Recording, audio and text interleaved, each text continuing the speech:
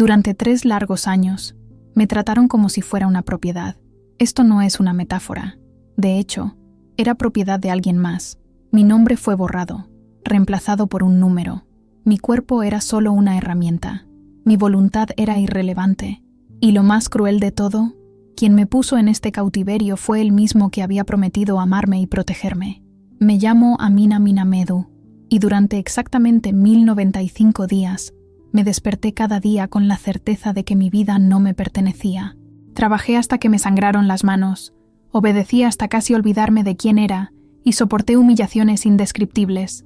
Pero lo que mis torturadores nunca imaginaron es que, incluso allí, en ese lugar de dolor y silencio, guardaba algo precioso en mi interior. Una esperanza silenciosa, una fe que ellos no pudieron alcanzar, una luz que permaneció encendida incluso cuando todo parecía perdido. Hermanos y hermanas, lo que quiero compartir con ustedes va más allá de una historia de dolor. Es un testimonio del poder del amor de Dios, que rompe cadenas invisibles, encadena tiempos antiguos y llega hasta los corazones más recónditos. Desde el polvo de las aldeas del sur de Mauritania hasta las murallas de las ciudades del norte, cada paso de mi camino ha sido guiado por una mano invisible, la mano de Dios. Desde el día en que un desconocido me dirigió las palabras que cambiarían mi vida, hasta la noche en que el desierto se convirtió en mi ruta de escape, pude ver claramente que el Señor estaba escribiendo una historia mucho más grande de lo que podría haber imaginado. ¿Alguna vez te has mirado al espejo y solo has visto desesperación? Yo sí, la he visto durante años, pero he descubierto que incluso en las cárceles más oscuras, la luz de Dios penetra, firme y silenciosa. Allí, en el corazón del Sahara, donde las tradiciones prevalecen sobre la dignidad humana, hay un país donde la esclavitud aún no ha sido completamente enterrada. Mauritania abolió la esclavitud en el papel en 1981, pero miles de mujeres como yo aún viven encadenadas a estructuras invisibles y siglos de opresión. La diferencia es que yo pude escapar, y más que eso, encontré fuerza en un lugar que mi cultura consideraba prohibido, en el amor de Jesucristo. Quiero que camines conmigo por este desierto, no solo geográfico, sino espiritual, no solo como una historia de sufrimiento, sino como prueba viviente de que Dios aún libera, aún habla, aún transforma. El Señor ha estado preparando mi corazón desde la infancia, aun cuando no me daba cuenta. Estuvo conmigo las noches en que pensé que iba a morir, y me dio valor cuando ya no me quedaba nada. Su amor rompió las cadenas que ni la cultura, ni el miedo, ni la vergüenza pudieron contener. Esta historia es mía, sí, pero también es la historia de tantas otras mujeres que aún esperan la libertad. Mujeres olvidadas, ocultas tras las pesadas cortinas de la tradición y el silencio. Mi infancia, marcada por la pobreza y la resignación, comenzó en las calles secas de Taimedra, un pequeño pueblo de la región de Hod Echchar. Era un lugar donde los sueños de las niñas morían antes de nacer. Mi padre, Ahmedu, conocido como el viejo Mohamed, era un respetado comerciante de ganado que arreaba camellos y cabras a través de las fronteras de Mali y Burkina Faso.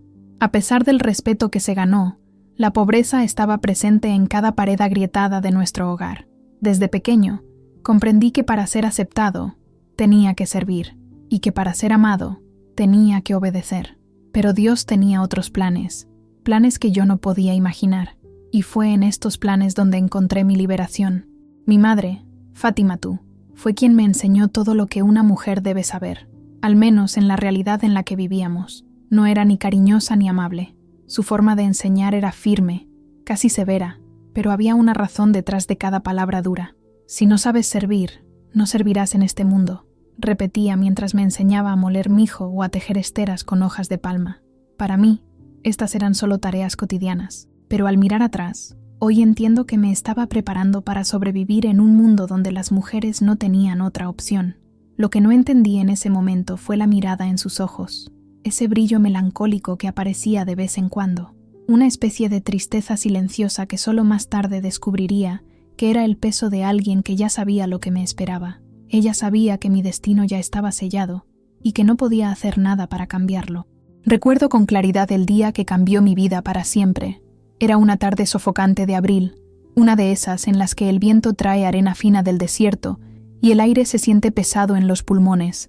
Tenía 15 años y ayudaba a mi madre en la cocina, preparando cuscús, cuando oímos voces de hombres en el patio trasero, y allí estaba, Mohamed Ould Abdallahi. Tenía 35 años. Era comerciante de sal y viajero frecuente a las minas de Deil, en el norte del país. Su rostro, curtido por el sol, era una piedra tallada, frío, rígido, sin rastro alguno de emoción. Me miró como si fuera un objeto a evaluar. Ni una palabra, solo esa mirada vacía. Es fuerte, me dará buenos hijos y mantendrá la casa en orden, le dijo a mi padre, como si eligiera una cabra en el mercado. El trato se cerró allí mismo. 3 camellos, 10 cabras y la promesa de que me criarían según las tradiciones de su familia. Nadie me preguntó qué quería, porque allí, desear no formaba parte de la ecuación. El matrimonio era un contrato entre el hombre y la mujer, solo una moneda de cambio. 3 meses después, a mediados de julio, cuando el calor del desierto te hace añorar la sombra de una roca, se celebró la boda. Las mujeres del pueblo me prepararon con henna en las manos y los pies, cantando antiguas canciones de fertilidad y deber. Pero mientras celebraban, algo dentro de mí se retorció. Había una voz que susurraba en lo profundo de mi corazón, suave, casi imperceptiblemente, que yo estaba destinada a algo más que esto. En ese momento, no sabía qué era. Ahora sé que era el Espíritu de Dios, plantando una semilla. La casa de Mohamed en Tedra era más grande que la nuestra. Estaba hecha de bloques de cemento y tenía un patio trasero donde criaba cabras. Pero pronto me di cuenta de que los muros más grandes no significan libertad. Al contrario, pueden ser aún más asfixiantes. Mi nuevo esposo era un hombre tranquilo y exigente. Pasaba largas temporadas viajando al norte, a Tarich Chom, dejándome sola con su madre, Khadija, una mujer envejecida por las dificultades de la vida, que solo me veía como una sirvienta que necesitaba ser moldeada. Una esposa obediente es una bendición de Alá, me decía cada mañana al amanecer, antes de enumerar las tareas: lavar la ropa en el pozo, moler granos, preparar el té tradicional, 3 tandas, siempre en su punto. Pero no era el trabajo en sí lo que me aplastaba, era la supervisión constante, cada gesto, cada palabra, cada mirada. Me sentía observada incluso en mis pensamientos. No tenía con quién hablar, ni amigos, ni confidentes, solo responsabilidades y la presión agobiante de quedar embarazada. Durante los 2 primeros años, mi vida estuvo marcada por una rutina vacía y silenciosa. Mohamed regresaba de sus viajes con bolsas de sal, especias y una creciente frustración por no haberle dado un hijo. Y allí, en el silencio de aquella casa donde yo era solo un engranaje más de la tradición, la angustia empezó a crecer en mí. Pero allí también, en medio de la desesperación, Dios empezó a hablarme de maneras que aún no podía comprender. Durante esos años difíciles, se formó una nueva rutina: las visitas al morabito del pueblo. Él era el líder religioso local, una figura de autoridad que ofrecía soluciones para todo, incluso para mujeres como yo, que no podían quedar embarazadas. Me dio amuletos envueltos en cuero, llenos de oraciones escritas en trozos de papel, e infusiones de raíces y hojas amargas, prometiendo que mi útero pronto se abriría. Pero con cada mes que la esperanza se convertía en decepción, el ambiente en casa se volvía más tenso. El silencio de Mohamed se hacía cada vez más pesado, y la mirada de Khadija se endurecía. Fue durante ese tiempo que empecé a sentir algo que iba más allá de la frustración física. Era como si mi alma se estuviera secando por dentro. Las 5 oraciones diarias que habían formado parte de mi vida desde la infancia, ahora parecían un acto automático. Pronunciaba las palabras, hacía los gestos, pero nada me llegaba al corazón. Por la noche, tumbado solo en mi habitación, con el sonido del viento que arrastraba la arena del desierto contra las paredes, miraba por las rendijas de la ventana y contemplaba el cielo. Las estrellas parecían tan lejanas y, sin embargo, tan llenas de preguntas. Empecé a preguntarme si había algo más allá de la vida que me habían enseñado a aceptar sin cuestionar. ¿Acaso mi sufrimiento formaba parte de un plan mayor? ¿Tenía un propósito el dolor que me acompañaba a diario? No lo sabía, pero sentía, cada vez con más fuerza, que algo me faltaba, algo que ninguna poción, ningún amuleto ni ninguna tradición podían darme. Fue en este clima de agitación interior que ocurrió un cambio inesperado. En 2018, cuando cumplí 20 años, Mohamed decidió que nos mudaríamos a Nema, una ciudad cerca de la frontera con Mali.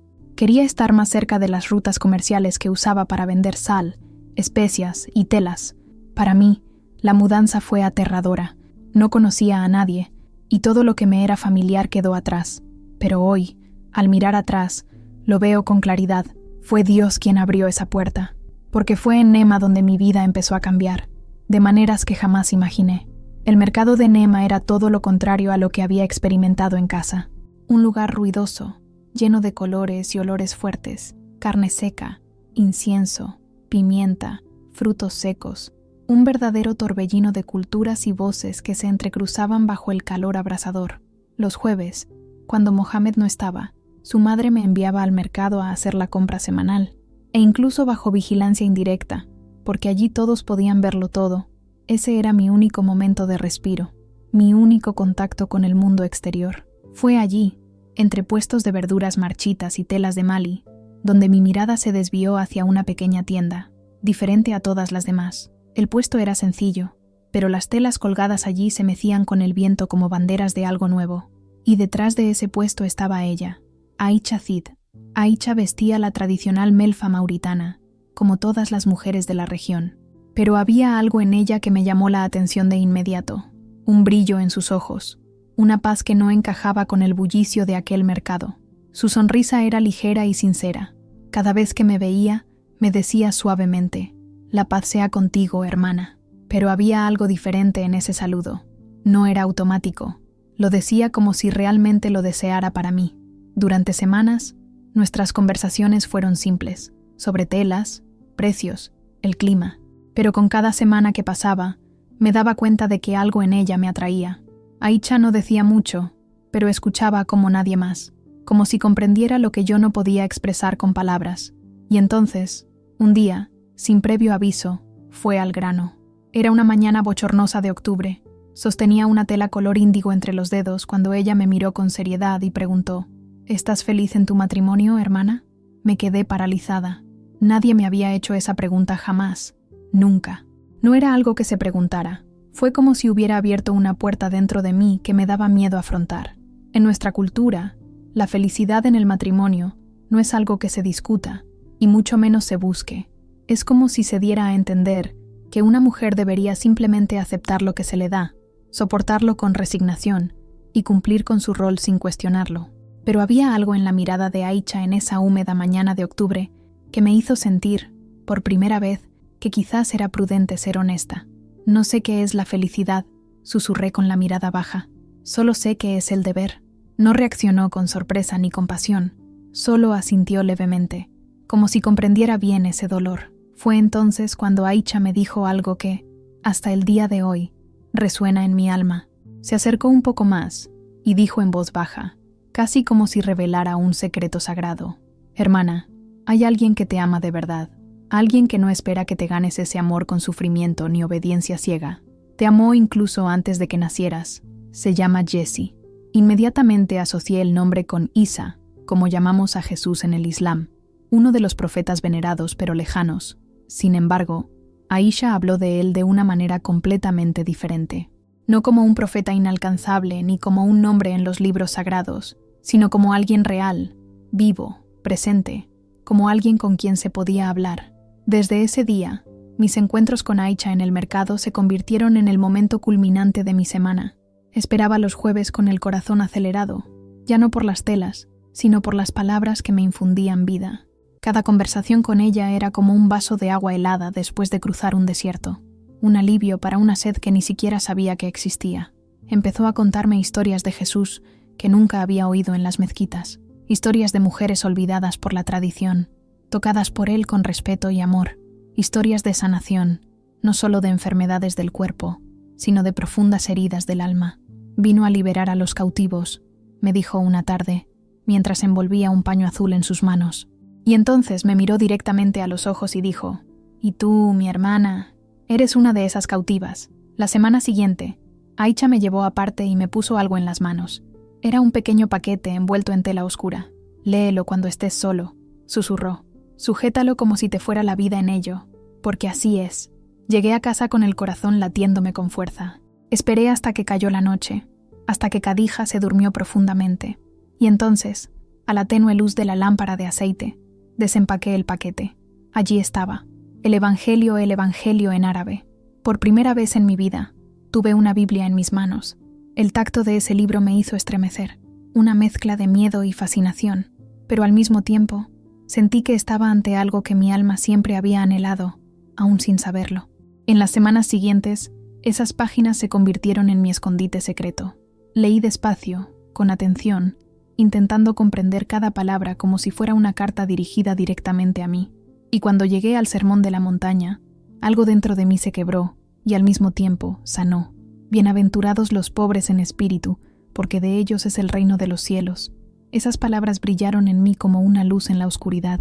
Por primera vez, comprendí que mi valor no residía en mi capacidad de complacer, servir o tener hijos. Valía algo simplemente porque Dios me amaba incondicionalmente. Pero vivir esta nueva fe en secreto era como caminar por la cuerda floja. Durante el día, seguía el guión previsto. Rezaba mis oraciones musulmanas, participaba en los rituales y me mostraba obediente. Pero por la noche, hablaba con Jesús. Le hablaba como nunca antes le había hablado a nadie. Le contaba mis miedos, mis dolores, mis dudas, y como nunca antes, sentía que alguien me escuchaba de verdad. Una transformación comenzó a ocurrir en mi interior. No fue inmediata, pero sí profunda. Poco a poco, comencé a ver mi realidad desde una nueva perspectiva. Lo que antes parecía una prisión sin salida, ahora lo veía como un lugar donde Dios podía actuar. Empecé a darme cuenta de que incluso mi dolor no era en vano, que quizás el Señor me estaba preparando para algo más grande. Mi actitud hacia Mahoma y Shadilla empezó a cambiar. Ya no reaccionaba de la misma manera. Había una nueva fuerza en mí, una esperanza silenciosa. E incluso sin decir una palabra sobre mi nueva fe, las semillas del reino ya estaban germinando en mí. Donde antes solo había resentimiento y resistencia en mi interior, algo inesperado comenzó a florecer. Compasión. Seguía sintiendo dolor, sí, pero ya no venía acompañado de odio. Empecé a orar por Mohamed, por Khadija. Recé para que ellos también conocieran este amor que me había llegado en el lugar más inesperado. Mi mayor deseo ahora no era solo escapar de esa vida, sino poder adorar libremente al Dios que había conquistado mi corazón. Soñaba con el día en que pudiera alzar las manos sin miedo y decir Jesús en voz alta. En la primavera de 2019, los cálidos vientos del desierto no solo trajeron calor, sino también un cambio inesperado. Mohamed regresó de un largo viaje a las minas de sal de Sebkat, cerca de la frontera con Argelia, con una noticia que cambiaría por completo el curso de mi vida. Me contó que su hermano, que vivía en Nuakchot, había conseguido un importante contrato comercial en el norte. Para coordinar esta nueva ruta marítima, Mohamed tendría que establecerse temporalmente en Atar. Y por supuesto, yo tendría que acompañarlo. Cuando escuché eso, mi corazón se hundió. Amarrar significaba una nueva ciudad, nuevos controles. Y lo peor de todo, significaba dejar Nema, dejar el mercado, dejar a Aicha, dejar a la única persona con la que podía ser yo mismo, la única persona que me hablaba de un Jesús vivo.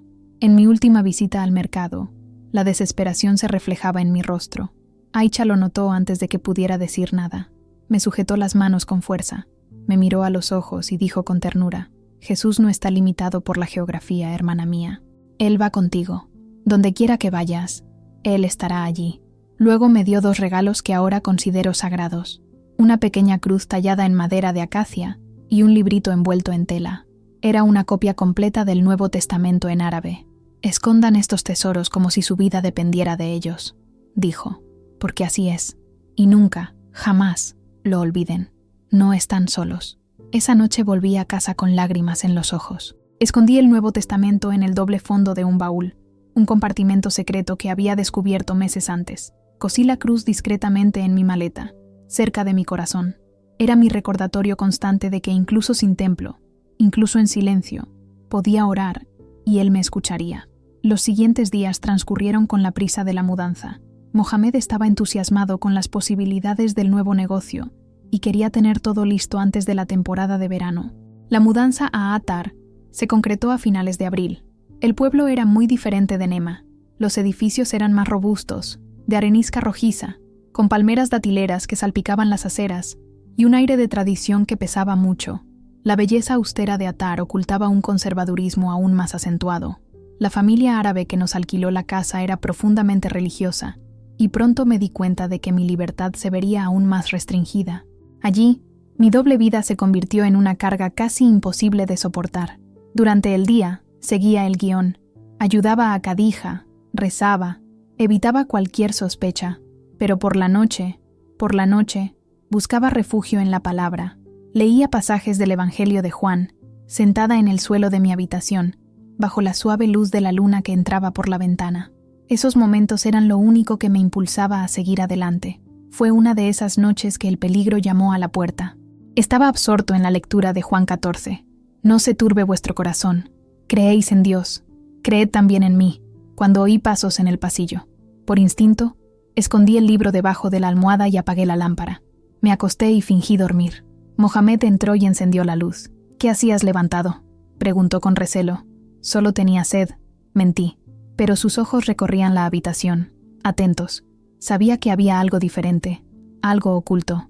Y esa noche, incluso sin decir nada, comprendí que mi fe pendía de un hilo. En las semanas siguientes, su desconfianza aumentó. Mis movimientos comenzaron a ser vigilados con más atención, mi soledad más profunda. Pero aún así, mi corazón ya no pertenecía a esa prisión, pertenecía a otro reino. Y sabía que tarde o temprano, Dios abriría una puerta. Empezó a hacer preguntas. Al principio, su tono era tranquilo, casi casual, pero conocía esa mirada. Quería saber más sobre mi tiempo en Nema, sobre con quién hablé en el mercado, especialmente con las mujeres. Cada respuesta que le daba era examinada con lupa, como si intentara descifrar una mentira escondida entre líneas. Khadija, que siempre había estado atenta, se había convertido prácticamente en mi sombra. No podía dar un paso dentro de la casa sin sentir su mirada siguiéndome. La atmósfera se volvió pesada, sofocante. Era como si el aire se hubiera vuelto más denso, más difícil de respirar. Algo me decía que descubrirlo era solo cuestión de tiempo, y ese momento ha llegado. Era una noche bochornosa de junio, casi irrespirable, incluso después del atardecer. El calor del desierto parecía emanar de las mismas paredes de la casa. Se suponía que Mahoma estaría fuera, pero había regresado 3 días antes, sin previo aviso. Estaba en mi habitación, creyendo estar solo, leyendo uno de los pasajes más preciados para mí, las bienaventuranzas del Evangelio de Mateo. Bienaventurados los que lloran, porque ellos recibirán consuelo. Leí estas palabras con suavidad, casi como una oración. Fue entonces cuando oí los pasos, pesados, decididos. No tuve tiempo. Solo logré meter el Nuevo Testamento debajo de la almohada, pero una parte quedó expuesta. La puerta se abrió violentamente. Mohamed entró con expresión sombría, como si ya supiera lo que iba a encontrar. Su mirada recorrió la sala y se detuvo justo donde yo intentaba disimular mi nerviosismo. «¿Qué estás ocultando?», preguntó con una calma escalofriante. «Nada», respondí, intentando mantener la voz firme, pero mi cuerpo me traicionó. Sin decir palabra, se acercó a la cama, levantó la almohada, y allí estaba el libro, abierto en las palabras de Jesús. La luz parpadeante de la lámpara iluminaba las páginas como una acusación. Tomó el libro como si fuera algo sucio. «¿De dónde sacaste esto?», preguntó apretando los dientes, conteniendo la ira que vibraba en cada palabra. Me quedé en silencio. Mi corazón latía tan fuerte que pensé que me iba a desmayar. Entonces llegó la bofetada, rápida y brutal. Caí al suelo, con la cara ardiendo, pero con más miedo que dolor. «Respóndeme, ¿quién te dio ese veneno?». Entonces comenzó una búsqueda frenética por la habitación. Lo revolvió todo, rasgando telas y rompiendo pequeños objetos que yo guardaba con tanto cariño. Encontró la pequeña cruz cosida en mi melfa. Encontró el otro libro que Aicha me había dado. Con cada descubrimiento, su odio crecía. Era como si mi fe personal fuera un insulto directo a su autoridad, a su honor. «Has traído una maldición sobre esta casa», gritó, como si se enfrentara a una herejía viviente. «¿Estás profanando mi tejado con esta mentira cristiana?». Khadija vino corriendo al oír los gritos. Al ver los libros en el suelo, emitió un aullido largo y agudo, ese antiguo lamento que se usaba en los pueblos mauritanos durante los funerales o las tragedias. Para ella, era como si yo estuviera espiritualmente muerto. Mohamed arrastró entonces los libros y la cruz al patio. Con manos temblorosas de furia, los arrojó al fuego. Observé con impotencia cómo las páginas que habían nutrido mi alma se convertían en cenizas ante mis ojos. Fue como ver mi corazón arder allí también. Pero, curiosamente, no me sentí derrotado, porque algo dentro de mí permanecía intacto, intocable. Podía quemar los libros, pero no podía borrar las palabras que ya estaban grabadas en mí. Esa cruz podía convertirse en cenizas, pero el Cristo a quien señalaba ya vivía en mí. Yo era suya, y nadie podía arrebatármela. Esa noche fue larga. Mohamed me interrogó durante horas, intentando extraerme nombres, detalles, información. Quería saber quién me había hablado del cristianismo, dónde había conseguido los libros, si había otros como yo. Quería destruir no solo la fe, sino también su semilla, pero no dije nada, no por miedo, sino por amor. Sabía que si revelaba el nombre de Aisha, estaría perdida, y, sobre todo, sabía que Jesús me llamaba a ser valiente, incluso en medio del dolor. Pero por cada pregunta que me quemaba por dentro, una fuerza que apenas podía explicar me impulsaba a seguir adelante. Recordé las palabras de Jesús: bienaventurados los que padecen persecución por causa de la justicia, porque de ellos es el reino de los cielos. Estas palabras resonaron como un susurro dentro de mí, casi como si Él mismo estuviera allí, sosteniendo mi mano. Sin embargo, ninguna promesa celestial podía prepararme para lo que vendría al amanecer. Mohamed pasó la noche conversando discretamente, susurrando en el patio, paseándose de un lado a otro, hablando árabe rápidamente con sus contactos. No pude dormir. Cada paso, cada suspiro que salía de mi habitación, sonaba como el presagio de algo irreversible. Cuando el primer rayo de sol pintó el cielo de un dorado pálido, regresó a la habitación, con los ojos duros como una piedra, y la voz tan fría que me erizó la piel. Una mujer que traiciona su fe no es digna de ser esposa. Hizo una pausa, y me miró como si ya no fuera humano. Pero aún puede ser útil, como sirviente. Esto me impactó más fuerte que la bofetada de la noche anterior. Fue como si me hubiera despojado no solo de mi título de esposa, sino también de mi dignidad como persona. Más tarde supe que había contactado con una familia adinerada de Nuadhibou, en la costa del país. Los Boubacar, influyentes comerciantes conocidos por su estricta ortodoxia religiosa y por tener un gran número de sirvientes domésticos en sus diversas fincas. La corrección espiritual sería mi nueva misión. Serviría en esa casa como penitencia por mi apostasía. Todo estaba organizado por una red de intermediarios que operaban en el silencio cómplice del desierto, como si se tratara de la venta de un objeto y no de la vida de una mujer. El viaje fue brutal. 3 días atravesando el árido corazón de Mauritania. Me transportaron en la parte trasera de una camioneta Toyota Land Cruiser, apretado entre sacos de sal, cajas de té y bidones de agua. El primer día, Mohamed me acompañó, no por precaución, sino para asegurarse de que me llevaran bien. Sus últimas palabras antes de irse me atravesaron como una espada. Cuando aprendas a respetar tu verdadera fe, quizás serás digno de regresar. Y entonces le dio la espalda, sin mirar atrás. Me recibieron en Nuadhibou, no como persona, sino como una función. La familia Boubacar vivía en una aldea fortificada donde el desierto se encontraba con el océano.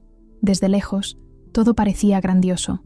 Altos muros, exuberantes jardines regados con mangueras subterráneas, varias casas en la propiedad. Pero nada de eso era mío. Para mí, era una prisión. Entré por la puerta trasera. Allí me recibió Fátima, la mujer que supervisaba a los empleados. Me miró de arriba abajo, como si evaluara un nuevo artículo en el almacén. Su rostro reflejaba una vida marcada por la obediencia y la crueldad. «Tu esposo te explicó tu situación», dijo, sin emoción. «Has venido a aprender humildad. Confortar no es nuestro deber. Tu comportamiento sí lo es». Las reglas fueron enunciadas en forma de órdenes militares. Despierta antes del amanecer. No hay conversación entre empleados. Nunca, jamás, te dirijas al dueño de la casa sin ser invitado. Las comidas eran sobras, los descansos estaban cronometrados. Y la fe, ni hablar. Cualquier señal de comportamiento inapropiado sería castigada. Fátima me condujo a las habitaciones de los sirvientes.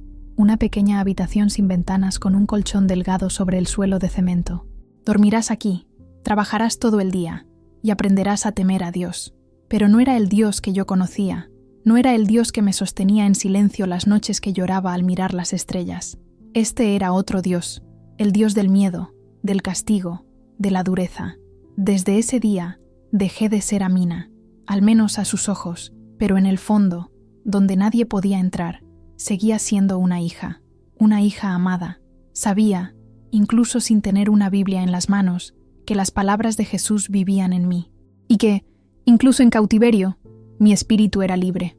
Me quitaron todo, excepto mi fe, Trabajar desde el amanecer hasta altas horas de la noche, con el cuerpo exhausto y el alma destrozada, era la cruel rutina que me esperaba. Ningún contacto con el mundo exterior, ninguna palabra que no fuera ordenada o aprobada. Obediencia absoluta a todos los miembros de la familia Boubacar. Y cualquier señal, por pequeña que fuera, de contaminación religiosa, como llamaban a mi amor por Jesús, era severamente castigada. Los aposentos de los sirvientes estaban en el sótano de la villa, un cubículo oscuro, sofocante y sin ventanas, donde la luz del sol nunca penetraba y la ventilación apenas conseguía renovar el aire para que pudiéramos respirar. Compartía un espacio diminuto, no más grande que un armario, con otras 2 mujeres. Mariam, una joven vendida para pagar deudas que ni siquiera eran suyas, y Khadija, una mujer mayor con una historia tan dolorosa que nunca tuvo la fuerza para contarla. Esa primera noche, tumbada en ese fino colchón sobre el frío suelo de cemento, mirando fijamente un techo que no podía ver en la oscuridad, comprendí que mi vida anterior, por limitada que hubiera sido, había terminado. Mi nueva rutina era una máquina diseñada para romper el espíritu. A las 4 de la mañana, ya estaba en marcha, preparando café para una familia de 12 miembros, incluyendo 3 generaciones que vivían en la propiedad. Cada detalle tenía que ser impecable. El té a la temperatura justa, el pan recién horneado en el momento justo, los platos servidos sin una sola mancha. Cualquier error, por pequeño que fuera, se castigaba con fría crueldad. Los castigos iban desde la privación de alimento hasta las palizas con la vara de mimbre que Fátima siempre tenía a mano, su instrumento de poder. Pero el trabajo iba mucho más allá de la cocina. Fregábamos suelos de mármol importados de Italia, lavábamos a mano sábanas de seda, regábamos jardines bajo el abrasador sol del desierto costero y cuidábamos de los niños más pequeños de la casa, todo ello con la debida apariencia de gratitud. Los Boubacar nos llamaban beneficiarios de su generosidad, como si mantenernos con vida fuera un acto de caridad y no una obligación humana. Nos recordaban constantemente que debíamos estar eternamente agradecidos. Lo peor, sin embargo, no era el agotamiento físico, sino la humillación diaria. Fátima era una maestra en el arte de la humillación silenciosa. Durante las comidas familiares, nos obligaban a quedarnos en los rincones de la sala, viendo a la familia disfrutar de las delicias que habíamos preparado, pero que nunca probaríamos. «Miren a estas mujeres», les decía a los niños de la casa. «Esta es la diferencia entre quienes obedecen a Alá y quienes se rebelan contra su voluntad. Ustedes comen, ellos comen las migajas de la tierra». Durante esos 3 años interminables, mi fe era todo lo que me quedaba. Ni la Biblia, ni la cruz, ni los símbolos externos. Tenía que mantener vivo a Cristo solo en el recuerdo y la oración silenciosa de mi corazón. Los versículos que había memorizado en las noches oscuras se convirtieron en mi sustento. «Venid a mí todos los que estáis cansados y agobiados, y yo os haré descansar». Repetí esta promesa como un mantra, especialmente en las mañanas en las que mis pies apenas tocaban el suelo y la desesperación amenazaba con abrumarme. Mientras el viento aullaba como un animal salvaje y la arena se me metía en la boca, la nariz y los ojos, un cansancio repentino se apoderó de mi cuerpo. Me temblaban las manos y se me nublaba la vista. Todo giraba en torno a esa lona a la que intentaba aferrarme, pero de repente me sentí perdido, como si el desierto mismo me estuviera tragando. Aicha corrió hacia mí, firme a pesar de la tormenta. Me agarró del brazo y dijo con firmeza: «Agárrate fuerte, hermana, no estás sola». En ese instante, sentí una presencia más allá de la arena y el viento, como si Jesús mismo me tomara de la mano, levantándome del abismo. La tormenta no era solo una fuerza de la naturaleza, era un símbolo de la tormenta que había enfrentado en mi interior, y también la puerta abierta a mi liberación. Cuando finalmente pasó la tormenta, el pueblo quedó cubierto por una gruesa capa de arena, y las calles de Nuadhibou parecían desiertas, como si el mundo se hubiera detenido a respirar. Pero algo había cambiado dentro de mí para siempre. Aicha y yo empezamos a hablar en secreto, confiándonos la una a la otra como hermanas en Cristo, cultivando una llama de esperanza en medio de la oscuridad, y fue entonces cuando empezaron a formarse planes para escapar de esta prisión invisible y buscar la libertad que Dios había prometido. El sonido de los cascos resonó como música en la quietud de la noche, una llamada a la salvación. Me puse de pie tambaleándome y saludé tímidamente a la caravana que se acercaba, esperando que no fueran hostiles. Rostros cubiertos con telas índigo emergieron del polvo, y uno de los hombres, el más anciano, Desmontó rápidamente y se acercó a mí. ¿Estás bien?, preguntó con un fuerte acento, pero con una amabilidad inesperada en sus ojos. Con dificultad logré explicar mi situación, aunque mis palabras estaban arrastradas por el cansancio. «Eres valiente», dijo con tono respetuoso. «El desierto no perdona a quienes no están preparados». Me ofreció agua de un odre de cuero, y el simple acto de beber fue un bálsamo para mi cuerpo herido. La caravana no se dirigía a Nema, sino a un oasis lejano, un lugar donde los confines del desierto se fundían con las orillas de la vida, un refugio para quienes necesitaban empezar de nuevo. Sin alternativas, acepté seguirlos, abrazando ese viaje incierto como un nuevo capítulo de esperanza. En los días siguientes, entre las dunas y bajo un cielo infinito, mis oraciones fueron como un escudo invisible que protegía mi corazón de los miedos que insistían en acechar. Cada noche, mientras la fogata proyectaba sombras danzantes, susurraba las palabras del Evangelio memorizado, sintiendo la presencia de Jesús más cerca que nunca, no como un profeta lejano, sino como un amigo fiel que nunca abandona. Y así, la huida que comenzó en la tormenta de arena se convirtió en un camino de renacimiento, guiado por la luz que, incluso en las horas más oscuras, nunca se apaga. A la cabeza de la pequeña caravana caminaba un hombre mayor, con el rostro curtido por el tiempo parcialmente oculto por un espeso bigote. Era Moussa Aguinufa, un tuareg que parecía poseer la sabiduría de toda una vida luchando contra las duras realidades del desierto. Cuando me encontró exhausto tirado al borde del camino, no dudó en detener la caravana. Con una mirada curiosa, preguntó en árabe, con el acento característico de su tribu, «¿Qué hace una mujer sola en el desierto de noche?». Respondí brevemente, omitiendo detalles delicados sobre mi fe, porque sabía que allí, en ese mundo cerrado, mi conversión sería recibida con rechazo. Moussa, como muchos tuaregs, conocía bien la dura realidad de la esclavitud moderna en Mauritania, un tema que muchos prefieren ignorar. «El desierto no perdona a los débiles», dijo, ofreciéndome un sorbo de agua de su hueva de cuero, «pero tampoco abandona a quienes buscan justicia». Moussa se dirigía a Mali con su caravana, cargando sal y dátiles para comerciar en los mercados de Gao. Su oferta era clara, aunque arriesgada.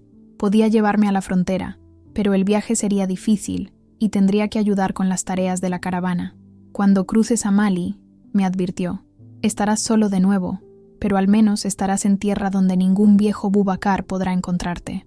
El viaje por el desierto con la caravana fue una experiencia que me cambió la vida. Durante el día, caminábamos bajo un sol implacable que parecía querer derretirlo todo a nuestro alrededor. Pero por la noche, sentados alrededor de la fogata, las historias de libertad de los tuaregs contrastaban marcadamente con mi propia historia de cautiverio. Los tuaregs llevan en la sangre la resistencia contra imperios y colonizadores, preservando su independencia durante siglos. Para ellos, la libertad individual es un valor sagrado. Una de esas noches, cerca de un oasis temporal, Moussa me sorprendió con una pregunta sencilla pero profunda. ¿De dónde salió la fuerza para huir? Me preguntó con respeto, reconociendo en mí una fe verdadera.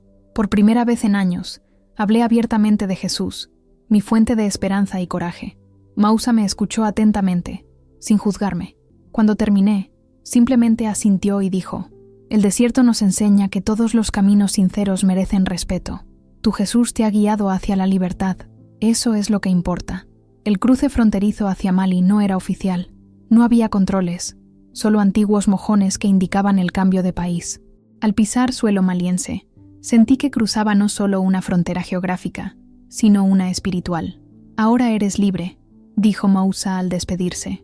Me dio un pequeño talismán tuareg, no como símbolo religioso, sino como amuleto protector para mi nuevo comienzo.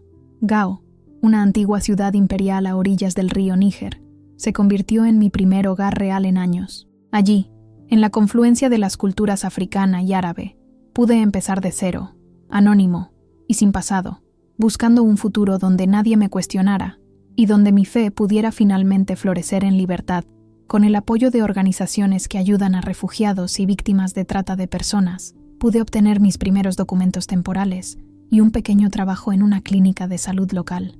Pero fue cuando descubrí una pequeña comunidad cristiana, escondida en las afueras de Gao, que realmente comenzó mi transformación. La iglesia era sencilla, una habitación reformada en una casa de barro, Pero cuando escuché esos cantos de alabanza en árabe y francés por primera vez en años, sentí que por fin estaba en casa. El líder de la comunidad, Ibrahim, un hombre que también había abandonado el Islam para seguir a Jesús, me recibió con una profunda comprensión que solo alguien que ha recorrido un camino similar puede tener. «Hermana», me dijo tras escuchar mi historia, «Dios no solo te trajo aquí para salvarte, sino también para usar tu experiencia para ayudar a otras mujeres».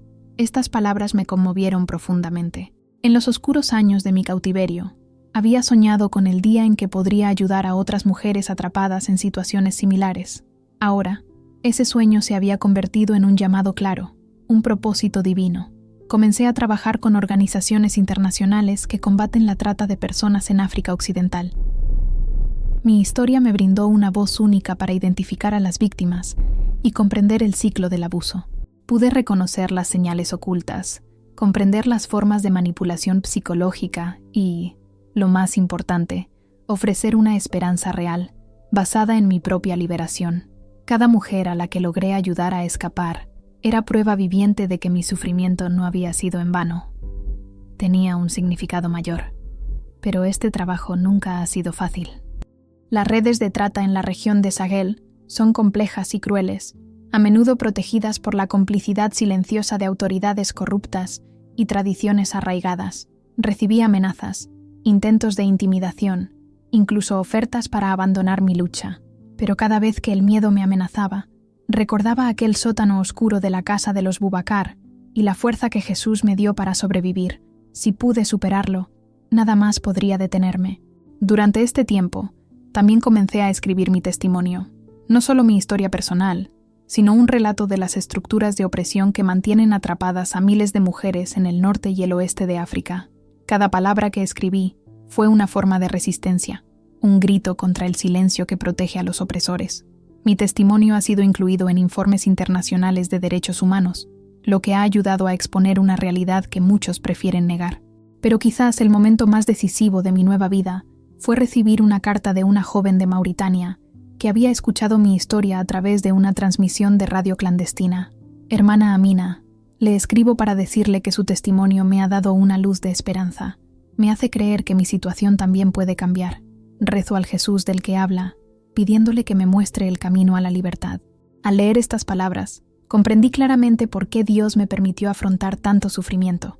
No fue solo para mi transformación personal, sino para ser un faro de esperanza para tantas otras mujeres que aún viven en la oscuridad. Querido hermano, han pasado años desde que dejé aquella aldea en Nuadhibou. Cada momento de libertad es una bendición que nunca doy por sentado. Mi historia no es única. Mientras escuchas estas palabras, miles de mujeres en Mauritania, Mali, Níger y muchos otros lugares de la región viven en situaciones tan terribles, o incluso peores, que la mía. Sus voces son silenciadas, sus sueños truncados, sus vidas reducidas a lo que sus opresores quieren que sean. Pero mi testimonio existe para recordarles a todos que no hay situación tan desesperada que el amor de Dios no pueda transformar. La misma fe que me sostuvo durante las noches oscuras en ese sótano sin ventanas es la fe que puede sostener a cualquiera. La esperanza que me dio el valor para atravesar esa grieta durante la tormenta de arena está disponible para toda mujer que invoque a Jesús desde lo más profundo de su corazón. A las autoridades que escuchan esta historia, quiero decirles, la esclavitud moderna no es una sombra del pasado, sigue existiendo y avergüenza a nuestras naciones. Cada mujer encarcelada es un grito contra nuestra humanidad compartida. A las organizaciones internacionales que luchan contra esta realidad, les aseguro, su labor es vital. Cada vida salvada, cada familia reunida, cada historia contada es un paso firme contra sistemas que parecen invencibles, pero que son frágiles ante la verdad. Y a ti, la mujer que puedes estar atrapada en un ciclo de abuso, miedo o desesperación, quiero que sepas algo muy importante. Tu vida tiene un valor inconmensurable, más allá de lo que cualquier opresor te haya hecho creer. El Dios que me liberó del desierto, que usó una tormenta de arena para limpiar mi camino, que convirtió años de dolor en una misión para ayudar a otros. Este mismo Dios conoce tu nombre, ve tu lucha y tiene un plan para tu libertad. Me llamo Amina Mint Ahmedou y he compartido la historia más dolorosa y a la vez hermosa de mi vida. Fue dolorosa porque incluyó traición, abuso y sufrimiento que nadie debería tener que enfrentar. Pero es hermosa porque revela que el amor de Dios es más fuerte que cualquier cadena, más perdurable que cualquier tradición opresiva, más poderoso que cualquier sistema de control. Que mi historia sea un incentivo para que nunca te rindas, para que siempre creas en la libertad y para que recuerdes que cada amanecer es una nueva oportunidad para que Dios obre milagros en tu vida. En el nombre de Jesús, que rompe cadenas y libera a los cautivos. Amén.